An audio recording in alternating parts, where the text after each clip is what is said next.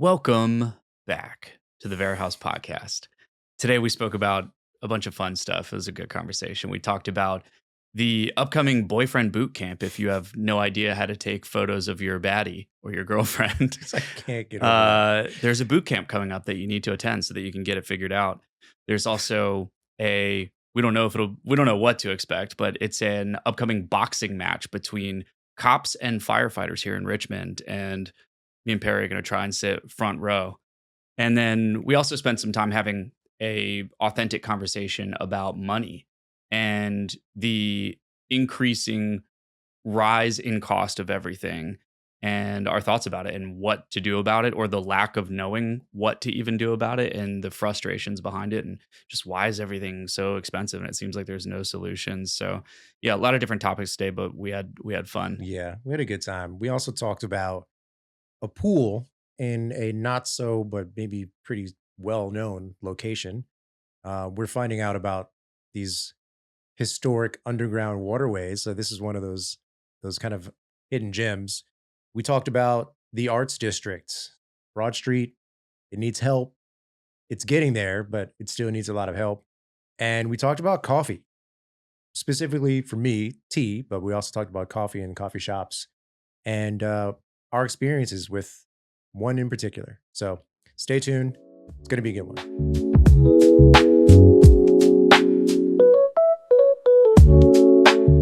I was and still am a Limp Bizkit like fan. Yeah. I'll listen to the chocolate starfish hot dog flavored water religiously for like a year. Yeah. I'll never forget this. I was working at King's Dominion, didn't have a car. So me and my friend would go, because he had a car, and we'd drive to work blasting Limp Bizkit. Yeah. It's a millennial thing, maybe, I guess. Is it yeah, because I mean, we're millennials. I never actually know what the difference is. I haven't invested into learning the difference between millennial and Gen Z. Like when the cutoff is. And Gen X. I don't know, man. I was born in the 80s. Yeah. And I'm still alive. That's all I got for you. You're doing great, man. Yeah. I'm buddy. barely in that club. I was born in 89. There you go. Yeah. Yeah. So you were there. See, I'm always going to reference a cult or like a movie or pop culture reference from the 80s and 90s, but I know that you probably don't know what it is. Yeah. So I'm not going to do you like that. Well, it's we got a good thing going, you know, like, don't ruin a good thing. You bring up a thing and I'm like, what's that? Yeah. And then I feel I get the privilege to educate you a little bit. Exactly. Yeah. Hey dude, I'm here to learn. I love it. I love it. We need that spirit, that curious spirit of gathering knowledge. I am like endlessly curious just about everything. Yeah. And I wouldn't change a thing, even though it does send me like down all these different rabbit holes and makes me very scatterbrained. But we love the rabbit holes, man. Yeah. That's the best part about being curious. And curiosity didn't kill the cat that I know of. Yeah. Because last I checked, Francine is still doing pretty good. And cats are pretty hard to kill in general. Yeah. Just little tiny lions running around the neighborhood. So how you doing, man? How's everything been? What's new? I'm doing good. We've had a busy week. I think you and I were just kind of exchanging text here and there, which says to me that we've both been having a busy week. Yeah. And, we stay in pretty good contact, but when I don't hear from you for like a whole day or like 2 days, I'm like, yeah, we're both kind of in the weeds. Been pretty good.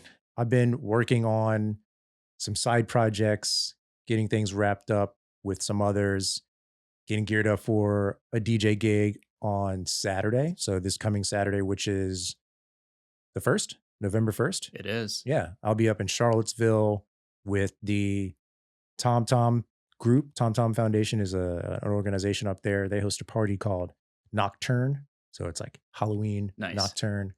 And I remember the venue this time. It's at the Merry Mill Estate. I don't know where it is, but that's where that's the name of the venue. That's cool. Yeah. And speaking of Halloween, hopefully everybody enjoyed our Halloween episode. Yeah. So appreciate all the feedback on that if you've seen it. But yeah, dude, I'm a new man. I got a new phone case. You did. Do you had a case? Did you have a case on your phone prior? I did. Okay. Yeah. But I do remember there being a period of time where you didn't. Like, and I don't understand the people that don't Yeah. have cases on their phones. You just run around with a naked iPhone. I don't get it. Yeah. It's weird. I pretty much, yeah, I always have to have a case on my phone for sure. But there's nothing like a brand new phone case that just makes you feel brand new, you know? Yeah. Feel like a whole new person. It's And nice and like fresh. I mean, I hope you didn't spend too much money on it. I Nah, usually don't spend like money 18 on bucks on Amazon. right. Yeah. I mean, I wouldn't think I spend that much on phone cases. Like the OtterBox cases, Yeah. $50, $70 for a case Yeah. that is probably going to be trash in a year or two. Yeah. I don't get it. And speaking of the generations, right? Like I feel like OtterBox is totally like a boomer thing, you know? Like you got to Yeah. have the belt clip and Yes. the OtterBox, and like, you know, you can't even get a new phone because you can't get your old one out of the original case, No, right? it's locked in Yeah, there. you need like Allen keys and whatever to get your phone back. It's too much, That's man. definitely a boomer thing. And I thought this went like by the wayside, but headsets are still around, man. Yeah. Like the earpiece with the big boom arm that comes down with the mouthpiece that comes down to your mouth. And I see people just casually wearing it, like not on the phone, just out in the streets in the wild. Yeah, like here's pop culture, like Ari Gold from Entourage, like that Yes. type of vibe, right? There you go. Great Okay. reference. Good Yeah. job. Yeah, I Yeah. know that one. I know that one. Yeah, great show. Yeah. And I got a haircut. So I'm feeling brand new, man. There you go. You didn't have to cut it yourself. Good job. I didn't. No, I had an actual what do you call those people? Barbers. Barber. I had There a you go. barber cut my hair. You know, I felt like I'm getting very conspiracy lately.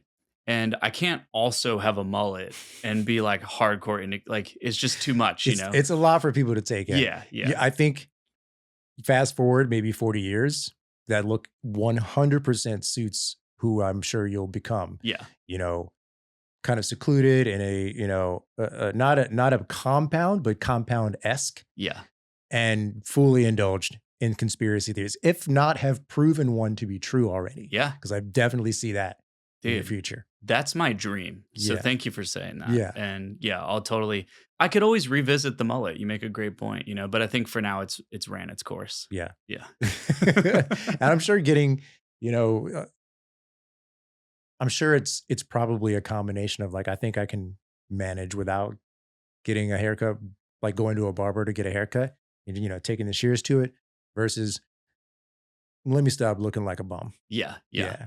Well, the problem I ran into is my barber, shout out JR, moved temporarily to New York to go back to school for like 6 months. Mm. And, you know, speaking of being busy, I've just been so busy that I haven't made it a priority to figure out like, oh, well, how am I going to get my haircut now? Right.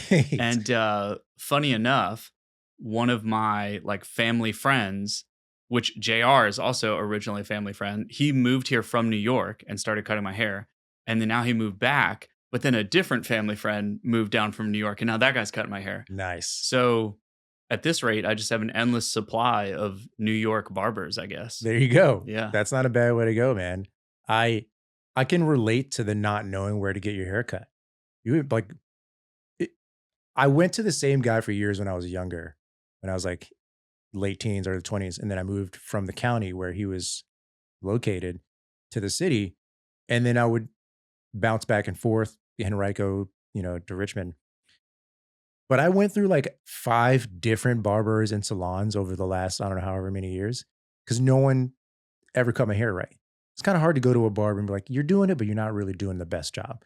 And a lot of times, at least for me, I don't know if anybody else can relate to this, you just need a haircut. And like, you're good enough. Just here's my $25, which is really dating when I would see that person because a haircut is not $25 anymore. I would go to him, get a decent haircut, wear a hat, you know? But now I got my guy. I've been going to him for like 2 years. It's AB over at Salon 201. That's my guy. Yeah. Yeah. I love it, dude. I do the typical hardcore kid thing and I go to High Point. Hey, shout out to the High Point guys. Yeah. Yeah. Dude, I will tell you the funniest story. So, my brother, his hair is like down past his butt. It's like super long because of this moment. Oh, okay. So originally he lived in Florida, and he would come up here to visit, and eventually ended up living here. But he came here and was like, "Oh, where can I get my hair cut?" And I won't do this place dirty, but it's a place on Main Street, and it was where I was getting my hair cut at the time because my friend worked there. And so I was like, "Well, just come with me and just get a haircut at this place that I go to." And I guess, for whatever reason, maybe my brother doesn't get his haircut so frequently or doesn't have like a go-to haircut. But he knew he needed a haircut. And I was like, come with me, let's get your haircut. So we go to this place on Main Street. We get in there. I sit down with my buddy, get the regular haircut that I pretty much was always getting at that time. And my brother's sitting next to me in the barber chair, talking to one of the people that work there that was getting ready to cut his hair. And the guy's like, all right, man, like, what are you thinking today? What do you want? And he's like, I don't know, just I just need like a cleanup, just something good, just need to look fresh. Haven't got my hair cut in a while. The guy's like, okay, like, what are you thinking? You want to leave some length on the top? You want to like, buzz down the sides? Like, what are you thinking? Do you have any references? It's like, no, not really. Like, I don't have any pictures or anything. But yeah, like a fade or something would be cool. And he's like, okay, yeah, fade. And he's like, okay, so like a fade, like, what do you think? Like what kind of fade? And he's like, yeah, I guess like short to long or like medium, or it was like the weirdest conversation Yeah. I'd ever heard. Okay. So the barber's like, okay, like I think, yeah, I could do that. Like I could do that. He's like, all right, so you want it like short, like faded to long. And he's like, and my brother's like, yeah. And the guy's like, all right, I got you. I got you. And we're like, okay. Wait, hold on. Bro, just wait. Just wait. I will include the I clip just of put this. that together. Okay. Oh man. I will include the clip of this because it is the craziest thing. So we sit there for like 40 minutes. We're getting our hair cut. And, I'm looks pretty normal to me. I get my hair cut. I'm looking sharp. And we had rode together. So we finish up, we pay, we tip, we get in the car and we go to drive back, and he flips down the mirror. And he's looking in the mirror and he's kind of looking at it. And he's like, all right. And I'm like, you good? And he's like, can you look at me, dude? And so I look at him and he's like, is this side longer than the other side? No. Bro. I'm looking at him and I was like, hold on. All right, turn around. And I'm looking at one side of his head and I'm looking at the other. And this homie faded his head like from one side, like a boomerang, dude, like from one side around to the other. So he has like a normal, like military cut on the top. Yeah. And then the whole sides of his head is faded from like skin to like around the back to where it just gradually gets longer around the side. It was the craziest thing, dude. What? Dude, And you have to we don't want to put them on blast. You want to call them out? oh man. I'm so curious as to where this was. Okay, it was at Refuge. And Oh, is Refuge even still there? I have no idea. All right. Hopefully not. I used to go to Refuge. Yeah, me too. Yeah. All right. So it was at Refuge, and I mean, dude, craziest thing I've ever seen. And when I started going to High Point, and this is like over a decade ago, this is like at least 10 years ago. Yeah. And when I started going to High Point, I told this story, and then I showed them the video because I have a video of it, of like a whole like wraparound. Yeah. And these guys could not stop laughing. They're like in tears laughing from this story. It's like one of my favorite stories. And speaking of barbers, of course, it just reminded me That's of that. amazing. It's just like the silliest thing ever. And of course, I have so many questions. Like, this guy, was he new? Why did he think that that's what a fade meant? Right. Right? Like, why you know what a fade is? Was he taking the piss? Was he just like, this guy, I'm gonna fuck his head all up? Like, he didn't say what he wanted, so he's gonna get, the sideways special. He's getting, the old boomerang. And that's what he got, dude. He got the boomerang. And the thing is, like, if that was the haircut you were going for, he did a great job. Like, I was impressed. I'm like, dude, how did this guy even do this? Yeah.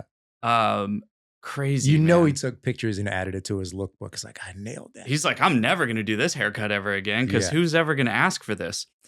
And here's the funniest part. My brother never got his haircut again after that. Really? He just grew his hair out. Yes. Now his hair is dead. He literally was like, all right, I'm good on that. I'm never getting my hair cut anywhere ever again. Amazing. I mean, I don't have a story that's that bad, but I've definitely gone to some random kind of in a pinch barber shops. Cause like in the process of like leaving the place where I was going and trying to find a new barber, you got to go and get your hair cut. Yeah. Right. You can't just like assume that they're going to do a good job. You have to go and like grow your hair out, get it cut and see if it works out. And I went to this joint and it was like a new salon that was just opening up over in Southside. And I, black barbershop, black barber, found him online, go in there. And I'm like, all right, new place. They got some, like the equipment's new, the chairs are new. They're just starting up. Not a lot of people. So I'm like, all right, cool. This could be my new spot because I've been looking for another barbershop. I'm like, yeah, I just want it short because my hair was really long at the time and faded on the sides and, trim up the beard, blah, blah, blah. And similarly, but not as bad as that, the guy cuts my hair and I feel him like, normally when I say short, I mean like just a little off the top. And I think I even said a little off the top. And normally they'll take the clippers and they'll put the guard on them. So it doesn't like close cut. Yeah. It'll just take a little bit off of the length. It's like, cause I like the length, but I just want a little bit up top. Dude straight up takes the guard off and like almost buzzes me. And I'm like, definitely that was way too close. And I couldn't see because there's no mirror in front of me. And I'm like, definitely way too close. And I know he's doing it wrong because he does it from the front to the back. And that's not how you cut my hair. That's not how you cut a lot of black folks' hair. You don't buzz from the front to the back. You like go with the flow and you kind of use the guards to take the length off. And sure enough, he's like, he holds me the mirror like he's proud of his work. And I'm like, I look fucking ridiculous. Dude. I didn't show anybody my hair for like a month. Oh, it's the worst, man. It's the worst. And like I needed a haircut for like work. So I had to eventually like take my hat off and like wear my hair out. And it was just like, oh, this is ridiculous. Yeah. And like, you pay the guy, you tip him and you're like, did you think that was a good haircut? Like, what's the deal here? What's really happening? Yeah. That's the worst feeling. Even though I will say I have two types of videos that I love. And anytime I come across them on social media, I always like save them to a folder. And one is the disaster slides of death, right? Like people just getting catastrophically injured on slides. Mm-hmm. I don't know why. I just think it's so funny. And the second one is like barbershop pranks. Yeah. And they're so funny, dude. I don't know why I think they're so funny. There's like this one where, there's this kid, he's leaning back and he's washing his hair and he's like, you good?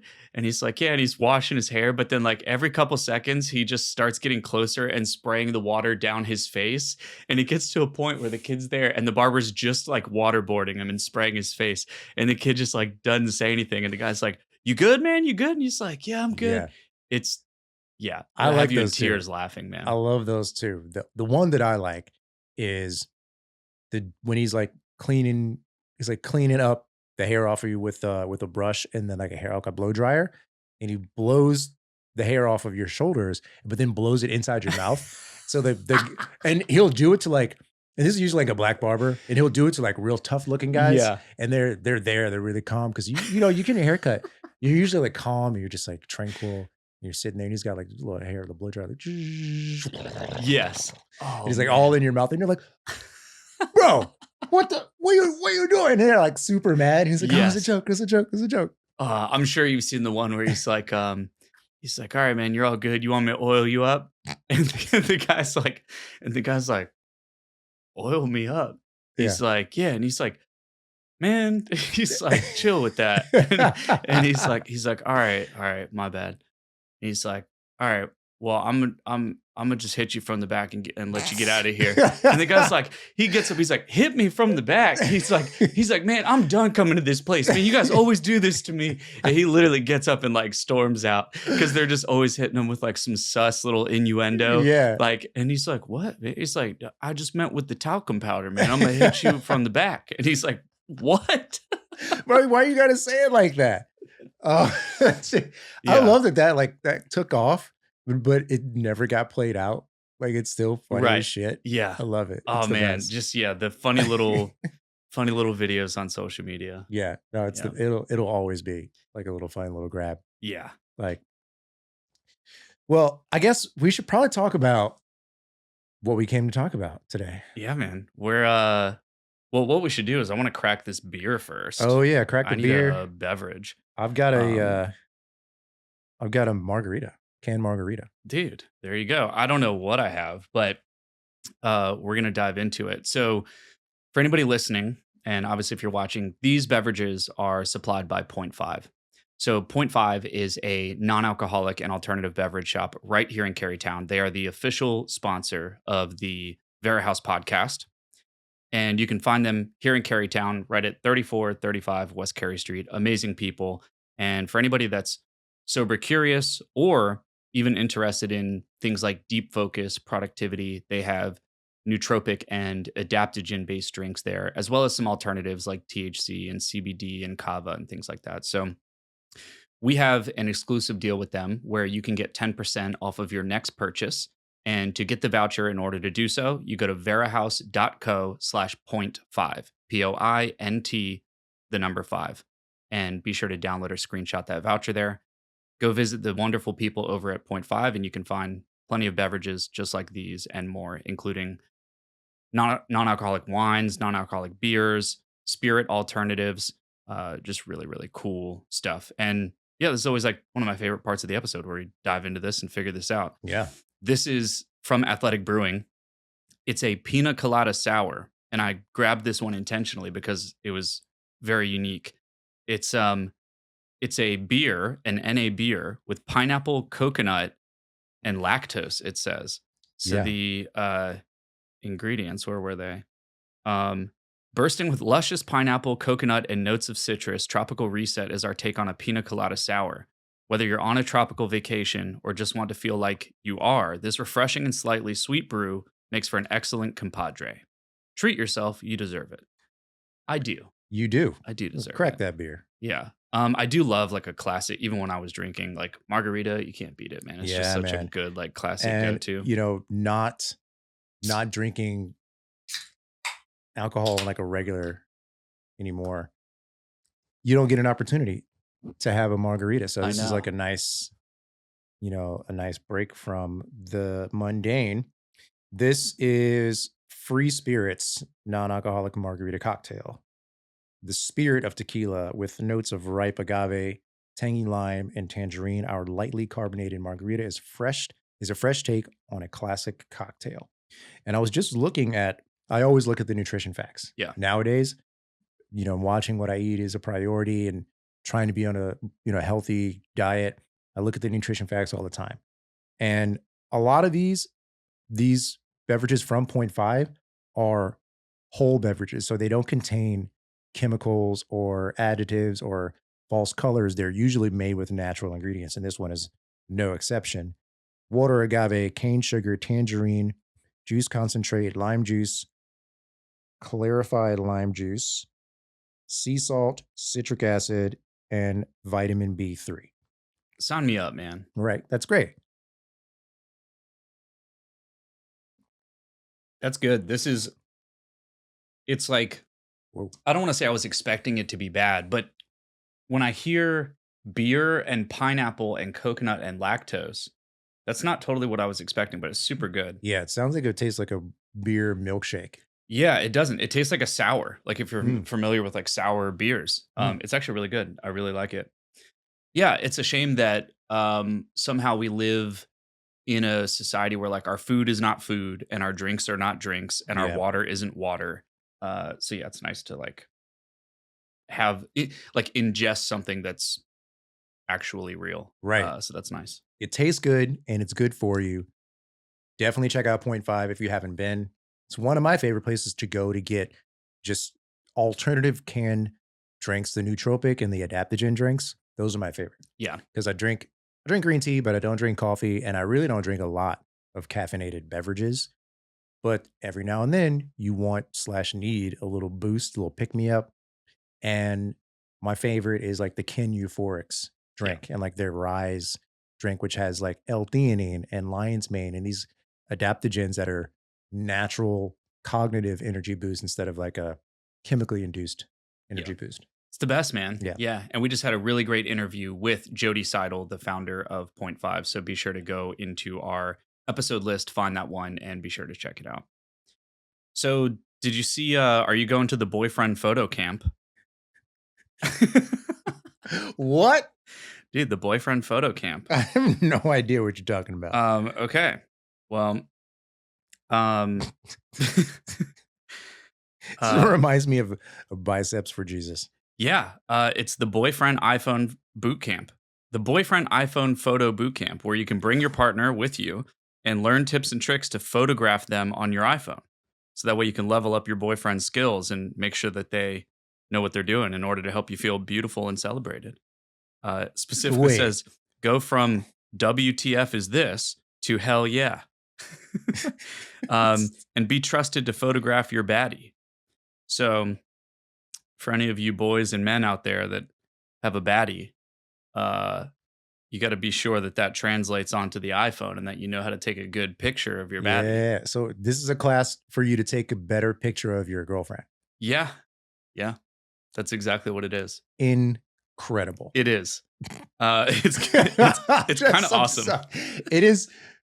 Look, the creativity never ceases to amaze me. Look, I get it. Women and girls are widely known to be better at taking photos of themselves and better at taking photos in general. They come out the womb knowing how to handle an iPhone. They know the angles. It's in their DNA. I don't get it, but it's pretty cool. And if you don't take the time to learn how to use your phone, then obviously you wouldn't take good photos with it. So I can see the benefit if somebody who wants to improve their iPhone photo game. Yeah. It says if you're sick of your boyfriend taking subpar photos or you're the boyfriend tired of hearing take another one, this one's for you.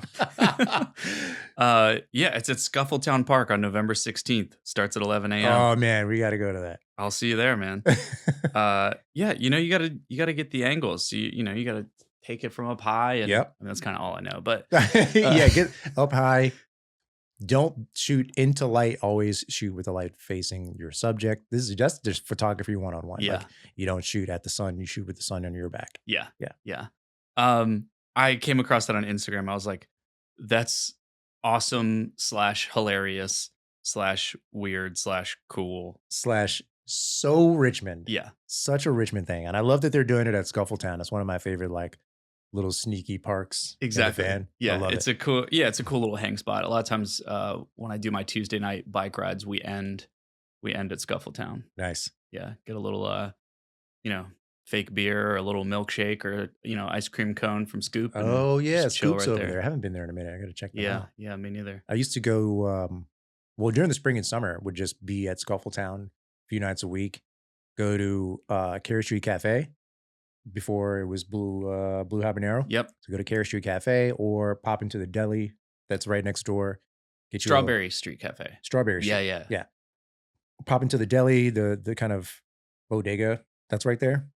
Or if you want to level up, go to 8.5. Get you a good sandwich, maybe a pizza, maybe a couple sides, sit in the park, have a nice dinner. Yeah. Yeah, that's the move. Man, I miss the salad bar that was at Strawberry Street Cafe. They had a salad bar? Dude, I don't remember like, that. Yeah, it was like a killer salad bar. It was like a whole thing in the middle. Oh, wasn't it in like a yeah, it was like tub? in a bathtub or something. Yeah, that's right. Okay, Yeah. yeah. And then they removed it. Hmm. But it's been a little while, but I've eaten at Blue Habanero a handful of times and it's pretty good. Yeah. I think it's good food. I forget that it's there because I don't go seeking Mexican food very often, but Yeah. I'm easily swayed by like one, just getting in and out. Like it's rare that I'll make a point to go have a big, long sit down dinner. I'm usually kind of 2 hours and is a good enough time for dinner. And if I'm going to go to somewhere for a good sit down dinner, I want it to be like nice and, good service, good lighting, good ambiance, good food. And I just forget about that place because they have all of that. Yeah. Yeah. Well, also, like, when I'm thinking about going to dinner, it's like at the top of the list is probably just quality of food. Then you got patio, right? Mhm. Like patio is always like at the top of the list of desires, Yeah. right? And then yeah, like how convenient is it? And although there's some great stuff over there, if you're gonna drive, like parking is a bit of a pain, especially around dinner time. Hmm. You know, when people are getting off work and eating dinner and stuff. It's like, yeah, it's a pain to find parking over there. So Yeah. yeah, Blue Habanero doesn't always like cross my mind, but it is good. Yeah. I mean, fancy Mexican, I wouldn't say fancy, mid to high tier fancy or mid to high tier Mexican food. There aren't enough restaurants like that, which is probably why I forget about it. I think about Lolita's, and that's like my frame of reference for upscale Mexican restaurants. Mhm. Otherwise, it's like TBT El Yeah. Gallo, or there was this place on Broad called Lalo's Cochina, Yep. but now it's something else. It's Yeah. like La Playa, I think it's what it's called. There's a spot over near you, um, and it's got like a little drive-up window actually, and it's really good. Cochi Loco? Yeah, thank you. Yeah, it's No, no, no, not that place. You took me there for the first time, or like, yeah, you brought that up, and the right. first time I went there, you had already been there. But Yeah. no, there's another place. Drive up place. Yeah, there's like a little drive-up window. It's not far from where you live. Hmm. I'll have to look it up later, but yeah, it's that spot is really good too. Like you could literally walk to it. It's like authentic Mexican food. Oh, El Cheeto. Thank you. Yes, that's Yeah, it. That right on place is Broad. good. That Yeah, place is that's a good good. spot. Yep, and TBT El Gallo is great. Yeah. Um, and did you know that I used to bartend at Margaritas downtown, like 18th and Franklin? I did not know that, but that is not surprising at all. I've never been there, by the way. Yeah, I've been everywhere else on that block except for Margaritas. yeah, Partly because I think I grew out of the 18th Street area yeah, and really didn't go back down there, and now I have zero reason to go down there, so I probably won't ever go. yep, Yeah. yeah. Yeah, I bartended there, man. Good times, good times, fun No, stuff. I didn't know that. That's like 18th Street reminds me of Tiki Bob's, Have a Nice Day Cafe, Yep, um, Alley Cats. yeah. Oh, dude. Yeah. R.I.P. Alley Cats, man. I love that place. I spent so much time there when I was Mhm. younger. There's also a bar next there called On the Rocks. I don't think Yeah. I think it's something else now, but yeah. Throwbacks. I know, man. Yeah. Well, speaking of throwbacks, did you know that Altria has a pool? No. Like the theater? Yeah, Altria What? Theater. Yeah. No, I I did didn't know not know that that. either. So I stumbled across this and kind of piqued my interest. Altria Theater's history, and there's a pool. Whoa. Yeah. That's like the Byrd Theatre has the spring underneath it. Right. Like So there's a whole underground Richmond that we don't know there about. really is. Like, this place is old as hell, so there's all this crazy history. But, like, when it was built in 1925, it was the Akka Temple Shrine, and it was like a vast they say it's a vast, amazingly plush Moorish revival style facility built and used by the Shriners. They were living like kings and princes back then, lots of lavish tile and Yeah. gold and ornaments. So if you look at the outside of it, you can see that it used to be like, or that it is very gaudy in its design because it was a temple and a shrine. And after that, it had been used for lots of different things, but they built a 9-foot pool in the lower level of the theater. And then after the Shriners stopped using it, it became the mosque. And the mosque was like in a concert venue, but also like, that plays similar to the Altria Theater. That's what I remember it being called, was the mosque. But it was used by the Richmond Police Department for training. They would use it as class. They would use it for firearms training. And then it became the Altria Theater. And the pool is still there. No one uses it, but the pool is still there, which is kind of crazy. Whoa. Why wouldn't they use it, you know? Yeah. I would be taking like a after work dip. Yeah. So the mosque was renamed the Landmark Theater, then the Altria Theater, as it was recently completed and carefully remodeled to the tune of $65 million. The pool was filled in and covered with concrete. It was just too structurally unsound, but the original wall tile and floor edging, including depth markers, remain in the 90-year-old uncanny pool room, now serving as a storage area. That's crazy. Yeah. Richmond does have I remember, years ago, the handful of rooftop kind of pools around Richmond were like quite easy to just get into. Yeah. Not so much anymore, unfortunately. Yeah. Uh, Yeah. The rooftop pool thing is, it was a good idea, but I don't think anyone really figured it or really nailed it and like did it right and did it in a way that it was an example that could be easily repeated yeah. because there are a couple of them, but Cabana used to have one and now they've covered it up. The Graduate Hotel, which was a Hilton hotel. Actually, no, it wasn't a Hilton. It's a Hilton now, but it was a DoubleTree, Hmm. and the DoubleTree used to have a pool, and that pool was massive. I mean, you know, 30 feet, something like that. Yeah. And the Graduate didn't use the pool when they acquired the hotel, but the pool was still there. And I just heard recently that they're going to be filling it in and covering it up. I heard that too.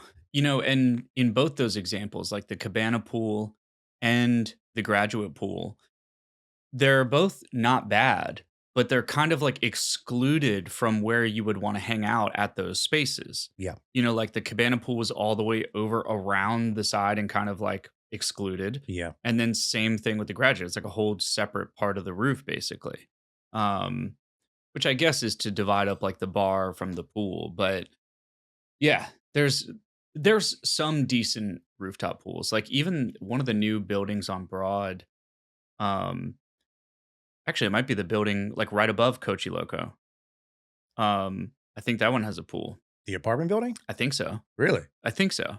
Hmm. I could be thinking about the wrong building, but then there's another one, the building that's, like, next to the Hoff, I think. That one has a pool. Oh yeah, but isn't there a pool like on like the third floor? Yeah, maybe. Right? Yeah. Like, because Yeah, if it's you're not, like, on the top. yeah, Yeah. because if you're on the roof of the Hoff, you You can can like see look it. down. Yeah. Yeah, Yeah. yeah. Yeah. Rooftop pools, man. I know. Nobody can get it right. I know. I'd be okay with just a really nice rooftop deck, and for some reason, no one seems to be able to get it right. Yeah. The Hoff is the closest one because they've been doing it the longest. And then Cabana came around and they did their thing. But I have my opinions about Cabana.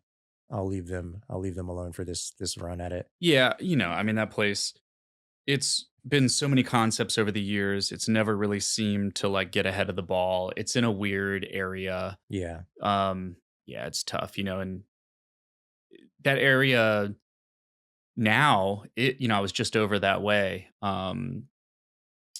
at the Quirk and I even checked out Coalescence coffee and I was kind of in that area and I was like, all right, like, things are kind of popping over here. There's Hmm. stuff happening. Which it's not exactly near Cabana, but it's close enough. Yeah. It has potential, but yeah, that building's always struggled. Yeah.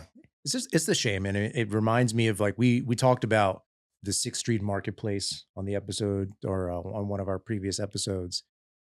And I drive down Broad Street every now and then. I think the last time I went down Broad was to go to City Hall to deal with the personal property tax lady, Yep. which I had to go back there. That's a whole thing. Fun stuff. Yeah. But it just reminds me, it's like, oh man, there's a lot on Broad. Like there are a lot of storefronts and shops, but they're kind of hard to see. And if you're not walking, up and down the blocks, then you wouldn't really know that they were there unless you found out online and you made a purposeful trip to go. But then let's say you're walking by Common House. You go and buy Common House and there's Birdie's right there, which has a great storefront window, well, like really cool bar right there. And then a block down is the Cork. And then across the street is what's that spot called? Um There's like Lift Coffee and it's across the street, not across Broad, but the next block on the corner right there is another restaurant.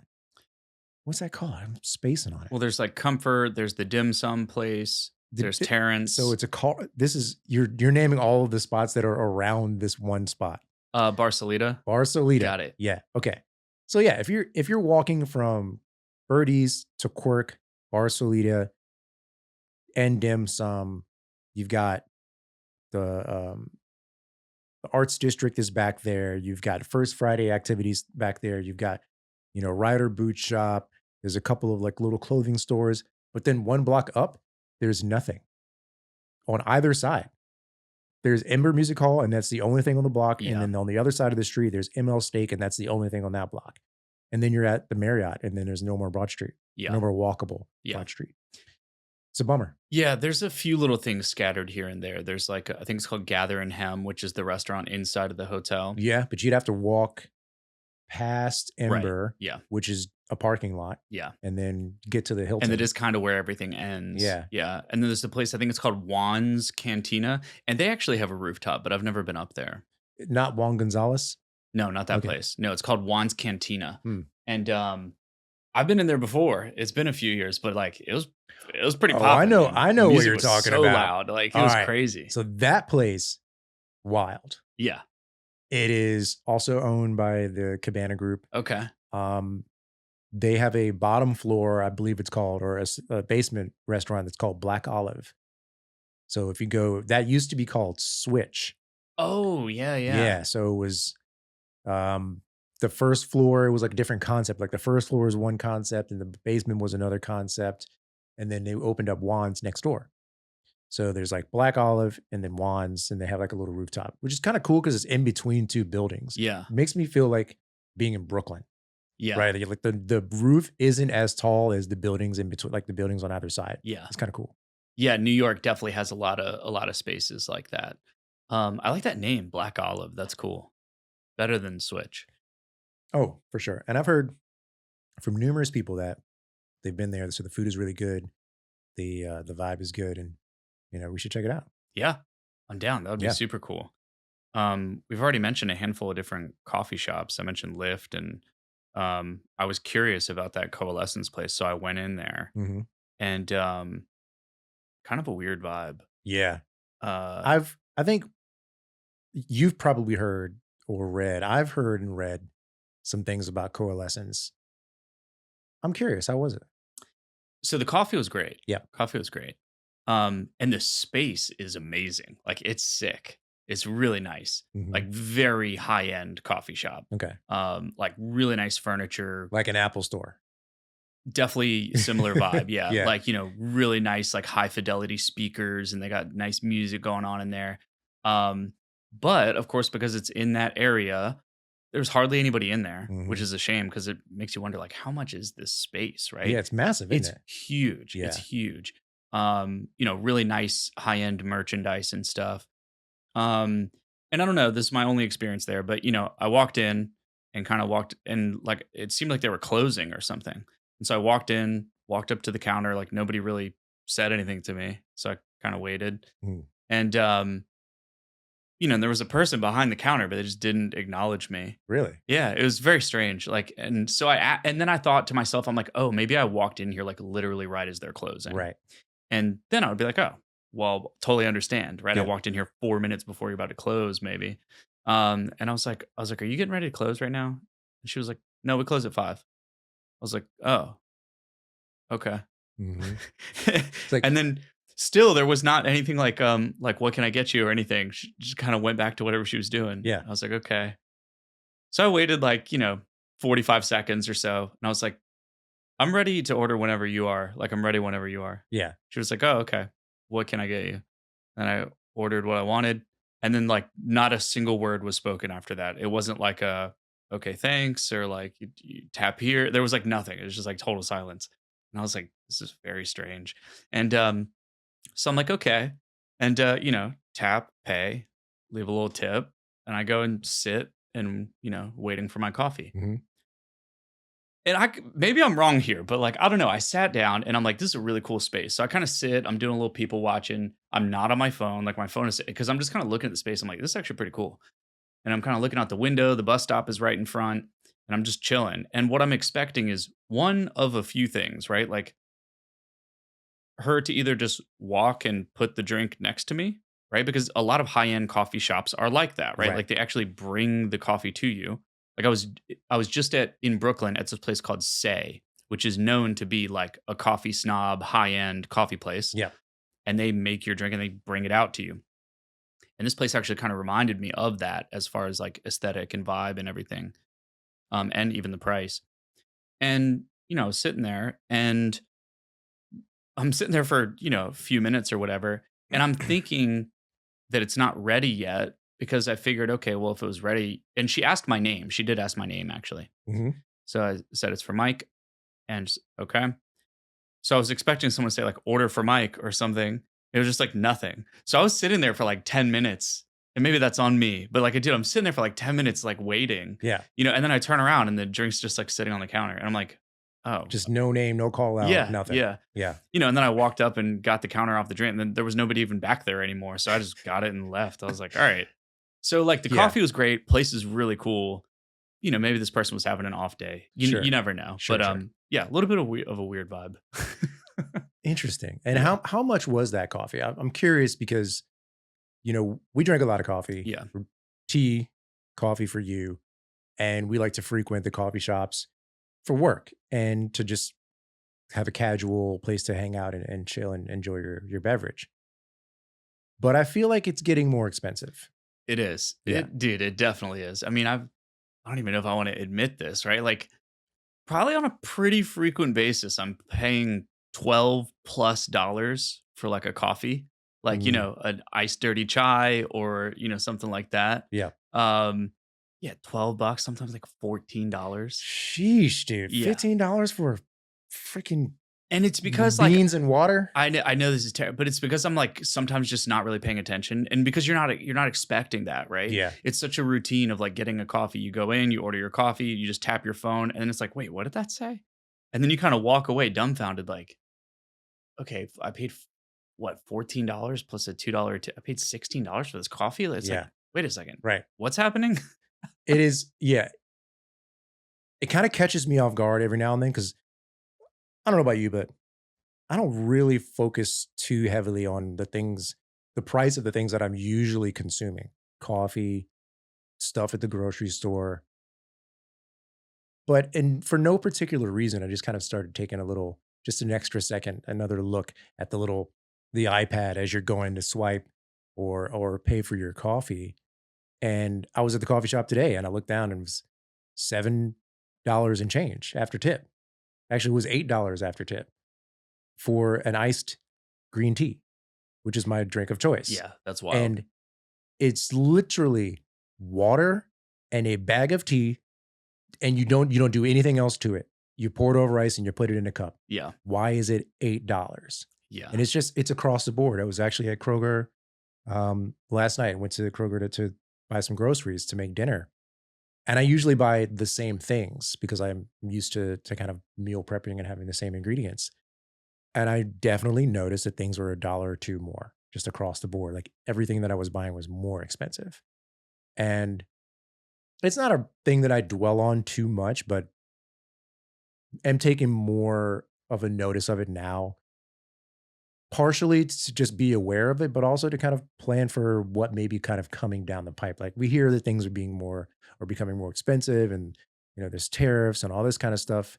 A lot of it I don't pay attention to because for me, in my experience, diving headfirst into things that don't directly affect you cause you unnecessary stress. yeah. But this is one of those things that is directly affecting lots of people. And yeah, just being aware of it is like, it's a bummer. It's It like, is. I thought we could make it through or thought I would be able to make it through without too much of an impact. And it's slowly making its way into my goings on. It is frustrating, man, because I've experienced it's not just coffee. Like even when I was grocery shopping, I was looking at frozen pizzas, Mm, and like 5 years ago, man, you get a frozen pizza for, $6, $7, eight yeah, bucks, and sure, maybe it's not like the best. But at least it was an option, right? right. And dude, you could even get some frozen pizzas for like $2.99 if you really wanted to, like a couple bucks, right? Yeah. I'm in Kroger, so it's not like I'm in one of the other. It's not like I'm in Whole Foods or something at Kroger, and like the cheapest frozen pizza is like $11. Mm. It's like, what is happening? What is going on, man? That's so $11 probably, plus change, plus tax. You're looking $13, $14 Yeah, maybe. So $13, $14. I will never forget this because I think back to when I was younger, my mom and our family, we used to order pizza all the time because it was easy to feed 3 kids with 2 pizzas, right? yep, You get 2 pizzas from Pizza Hut for $14.99. yeah, That was the special. yeah, And like, I think even Like nowadays, you can still get like a 12-inch one topping pizza for like $15, but it's cooked and it's delivered to you. Yeah. A frozen pizza that's $15? Nah. It's crazy, man, and it's frustrating. Like, I could go on a whole tangent. Like, our money system is a scam. The whole thing is, like, rigged for people to lose the game, Yeah. and you have to be, like, educated as much as you can and really pay attention to these details, and it's hard, like, I'm guilty of it too. I completely forget to, like, pay attention to things. I went through my finances at the end of 2023 to like look at where, I was spending, and dude, I was like horrified, Yeah, that's looking at like what I was spending on dining and entertainment and, going out to the bars and all this stuff. yeah. And it's just like, dude, oh my gosh. Yeah, it's just insane. And it is frustrating, and it's like I'm lucky because I own a home, but even that's a scam. Like even that's a whole setup too. Right. Whether it's like there's this whole debate back and forth about renting versus owning. They're both insanely difficult and they both have their drawbacks. Like Right. there's no clear solution. And our great grandparents bought a house for like $6,000 Yep. and a car for $800.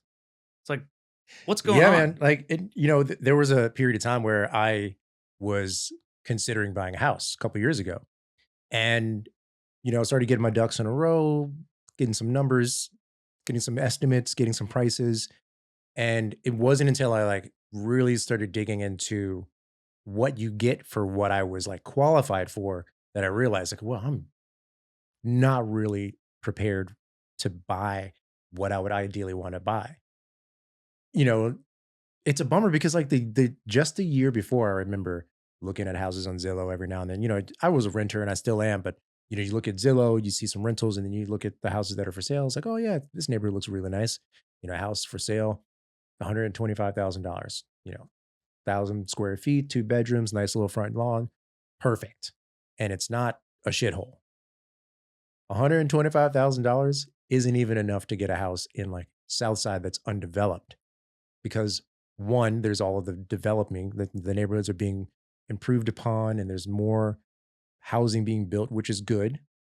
It's good that things are being improved upon. But because of that, people are starting to move here in droves. You see all these new apartments and condos. So rent's going up and the home prices are going up. Like I think that to get a good house for somebody like me, 2 bedroom, nice backyard, nice front yard in a decent neighborhood, it's not too far away from where I work, $350,000. Yeah, for sure. Right? Like that's Yep. $100,000 more than what I would have been prepared to pay 2 years ago, which is kind of crazy. And now I'm like, to your point, what's the better outcome? Like, what's the better way to go? Knowing that getting into a home you can't afford is worse than not having a home at all. I'm a renter, Yeah. but I pay 1,500 and change in rent, and I have a really nice place. And it is 100% going to go up next year. So it's a win, it's a lose lose no matter how you look at it. Yeah. And that's actually not bad. Like, there's some people like it's just crazy, man. This isn't funny, but I saw a Zillow listing. I came across this online. It was this house for sale up in New England somewhere, and it was at that $125,000 price range, right? And when you looked at the pictures of the house, I'm not kidding, it was literally a murder scene. Like the Zillow pictures, the crime scene wasn't even cleaned up. The Jesus. actual Zillow pictures were of a murder scene. Like, I don't wanna get too like blood on the walls, like, Wow. it was insane. Like, and of course, it went viral for this reason because people are like, "Wait, what?" Because you see a house for that price, Right. and you look it up, and it's like, "Are you kidding me? Is this real?" Dead serious. Yes, seriously. God, it's crazy, man. And I'm the type of person that would look at that. And if I kind of already knew that I was interested in buying something, I like the idea of a fixer upper, like the idea of getting something without a lot of initial investment and then building it up over time. But the scam there is that you kind of can't do that unless you have lots and lots of expendable funds. A fixer upper is a project that you invest in if you have money to invest, not to be, not a project that you also live inside of. I was talking to my stepbrother. He rents. He owned a house in Henrico, and now he lives up in I think he lives in Shirlington, so he has a condo up there. And he was like, if you're looking at buying a house, do not buy a fixer upper. The last thing you want to do is be house poor, where you can afford your rent, and you can afford your insurance, and you afforded your down payment, but that was pretty much all the money that you had. And you still need to knock down a wall. You still need to fix the electric. You still need to put a new kitchen in. You still need to redo your backyard. And yeah, you're in the house for 30 years, but do you want to spend 30 years fixing your house? No. Yeah, it's good advice. I bought my house in 2019 and I did have the cash to renovate it. And I got really lucky with where I found it. Like the location was all I cared about. Yeah. So as soon as I saw a house that was there, I was like, I don't care. I'll turn it into whatever I want. But that's almost 7 years ago now, and like it's wildly different. And they call it a 30-year fixed mortgage. It's not fixed, man. Like it is not fixed. Yeah. Like we're getting close to my mortgage being almost double. That's a little bit of a stretch, but like at least, um, I don't know how you would fraction that out, but it's not quite double. It's less than that, but like it's increased, right? Mm, And that's because of taxes, and that's because of um, insurance, right? And we were talking about health insurance the other day. Like, dude, the whole thing is a scheme, yeah. you know, and this happens all over the world, but it definitely happens in this country, and it's happening here in Virginia too, where somehow this structure and this system that we're in is designed to take advantage of the people that live inside of it. Yeah. That's crazy. Yeah. I mean, I was thinking about that exact thing today. Is like, how did we get to this place where you as a citizen in the city that you were sometimes born in, maybe it wasn't a choice that you live here, but you're born into this community or you moved here, you're dependent on the community for all of your needs and resources, food and water, shelter, entertainment, work. But you need the work. You have to have work to afford the resources that the city can provide you, but you have to pay for them via taxes, your time, and your hard earned money, which seems a little backwards to me. It's just like, okay, so you're here and you have all this stuff, and I need all this stuff, but you have to work somewhere to afford to be alive. I don't, that's where the conversation always drifts one way or the other is like, well, yeah, you got to get your nose to the grindstone, or people advocate for universal base income, which is, there's a larger conversation there, but it's becoming a huge, like sweeping problem across all industries, across all different types of people. Um, I'd be curious to see like what some of our listeners have to say about it because I know personally I have some friends that have been impacted like with drastic rent increases with no notice. Just a letter in the mailbox that says your rent is going up $700. You either pay it or you have to move out. So I'd be curious to know if anybody else that listens to our podcast has stories or testimonials to that Yeah, regard. I would as well. So, we've talked about coffee and rent and groceries and stuff. Surely there are plenty of other things. So, whatever platform you're listening on, please leave us a comment. Drop a comment. You can comment on Spotify, Instagram, YouTube, wherever you're listening. And we'd love to hear from you so we can continue to wrap our heads around it as well. Because it is an ongoing discussion and there's not a super clear solution. Yeah. I have one top tip in this vein. So if anyone who's listening or watching finds herself in a position where their income isn't meeting their needs, meaning they don't have quite enough money to sustain their lifestyle, or they're finding themselves out of work suddenly and finances are tight and they can't afford things like food. I just found this out a few weeks ago that Feed More does a food hall or a food kitchen, a free food kitchen at the Jewish Community Center on Monument Avenue near Libby, I believe, every Sunday. So all you have to do is go there every Sunday. I think that starts at 11. It's free. You sign up, they give you a Feed More membership card, and you go in with someone, they ask you what you need. And they say, okay, this is what we have based on what you need. And, you tell them how much money you make. You don't have to be honest. You can just be like, I make $0, and they'll give you a box full of food for free. Yeah. I know there's a lot of people doing that, and it is very much based on like people call it the honor system. Yeah. It's like there's obviously people out there doing good and donating and trying to help how they can. And the hope is obviously that people don't take advantage of it. But the people at Feed More are great. I've worked with them in Yeah. the past. Yeah, and it's tough, and take the help where you can get it and when you can get it. And you know, I have my own personal story, which we won't get into today, but I had to fight back from over $250,000 in tax debt starting in 2023. And that's a whole long story, but I know, what it feels like to just be exhausted of like feeling like there's no end in sight. And it's like, when am I going to like just get my head above water?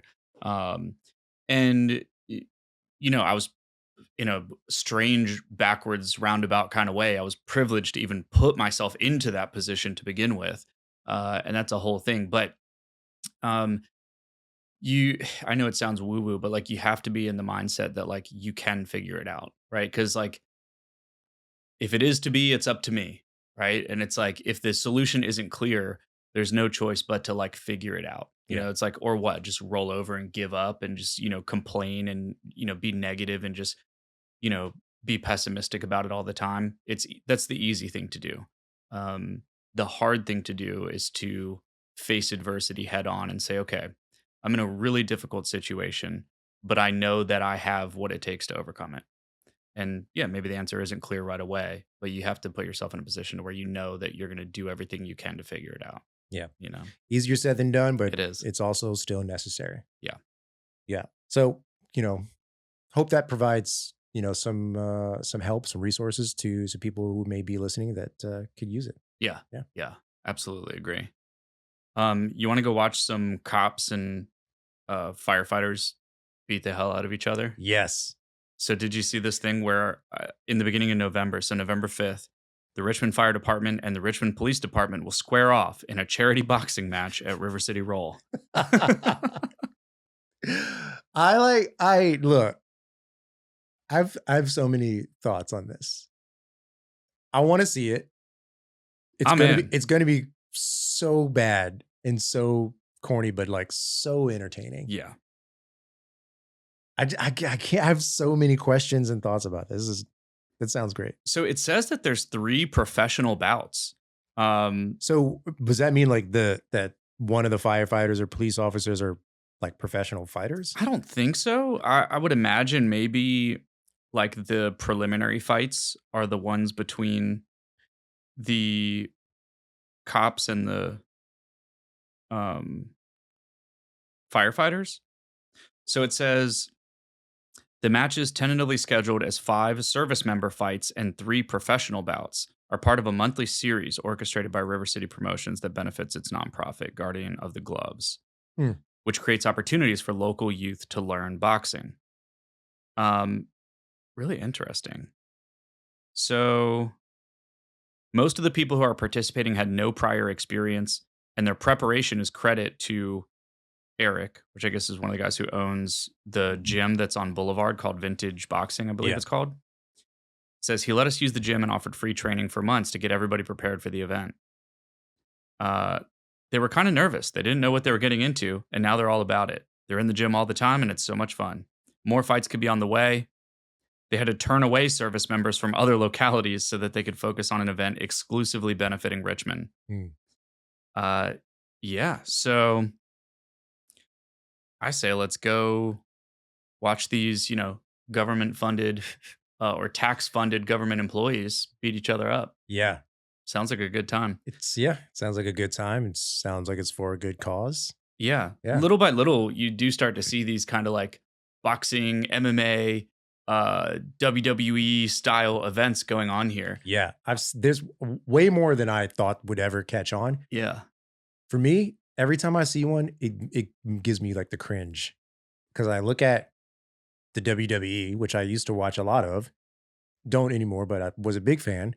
And then I see like gymnasium wrestling tournaments Yeah. that have like 120 chairs, but like 70 people showed up. So there's like a bunch of empty chairs and then like 2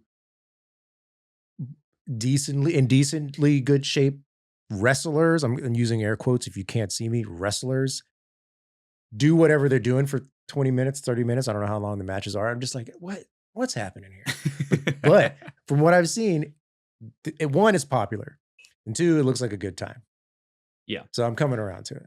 I mean, it's a novelty. It's like going to see monster trucks, I mean, monster trucks is a whole thing.